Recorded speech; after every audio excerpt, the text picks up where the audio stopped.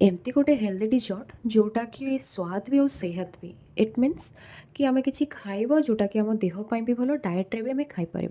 तो ସେଇଟା ହେଉଛି ମୁଁ ଆଜି ଘରେ ବନେଇଥିବା ପନିର କ୍ଷୀରି ସେଥିପାଇଁ ମୁଁ 500 ml କ୍ଷୀର ନେଇଛି ଯେଉଁଟାକି ଆପଣ ଯଦି ଗାଈ କ୍ଷୀର ପାଇବେ ଦ୍ୟାଟ୍ ଇଜ୍ ଭେରି ଗୁଡ୍ ଆଉ ଯଦି କ୍ଷୀର ନ ମିଳିଲା ଯେମିତିକି ମୁଁ ଆଣେନି ତ ସେଥିପାଇଁ ମୁଁ ମିଲ୍କି ମୋର କ୍ଷୀର ଏଠି ନେଇଛି କ୍ଷୀର ବଏଲ୍ କରିବା ପାଇଁ ବସାଇ ନେଇଛି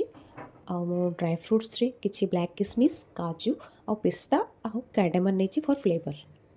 ମୁଁ ଆପ୍ରୋକ୍ସ 50 ଗ୍ରାମ ପାଖାପାଖି ହେବ ଏଠି ମୁଁ ଛେନା ନେଇଛି ଯେଉଁଟାକି ମୁଁ ଘରେ ବନେଇଛି ଯଦି ଘରେ ବନେଇକି ୟୁଜ୍ କରିପାରିବେ ସେଇଟା ବହୁତ ହେଲ୍ଦି ହେଇଥାଏ ଆଉ ଭଲ ବି ହେଇଥାଏ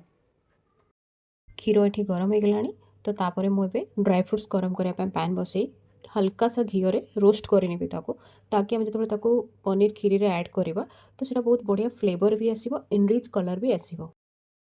କ୍ଷୀରିର ଟେଷ୍ଟ ବି କ'ଣ ତ ସେଥିପାଇଁ ମୁଁ ଏଠି ମିଶ୍ରି ୟୁଜ୍ କରିବି ଯେଉଁଟାକି 1 କପ୍ ପାଖାପାଖି ଯଦି ମିଶ୍ରି ମୁଁ ନେଉଛି ଏତିକି କ୍ୱାଣ୍ଟିଟିରେ ତ ସେଇଟା ଟେଷ୍ଟ ସେମ୍ ଆଜ୍ ମାନେ ଯେମିତି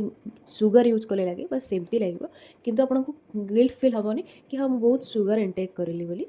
ଆଉ ଆପଣ ଟେଷ୍ଟ ବି ନେଇପାରିବେ ମୁଁ ଏଥିରେ କିଛି କେଶର ବି ନେଇଛି ପକେଇଛି କାହିଁକିନା କେଶରରେ କଲର୍ଟା ବହୁତ ବଢ଼ିଆ ଆସେ ଏନହାନ୍ସ ହେଇକି ଦେଖାଯାଏ ଆଉ ଫ୍ଲେଭରଟା ବି ବହୁତ କେଶରୀ କେଶରୀ ଫ୍ଲେଭରର ଆସେ ଯଦି ଆପଣଙ୍କୁ କେଶର ଫ୍ଲେଭର ଭଲ ଲାଗେନି ତ ଆପଣ ଆକୁ ସ୍କିପ୍ ବି କରିପାରନ୍ତି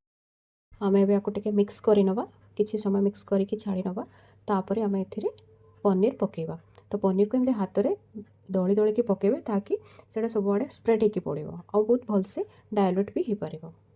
ଦେଖିବେ କନସିଷ୍ଟେନ୍ସି ଟିକେ ବହଳି ହେଇ ଆସିଲେ ବନ୍ଦ କରିନେବେ ଆଉ ଏଇଟା ଆପଣ ଖାଇକି ଦେଖିବେ ବହୁତ ହି ଟେଷ୍ଟି ବହୁତ ହି yummy and you just ଲଭ୍ଡ eat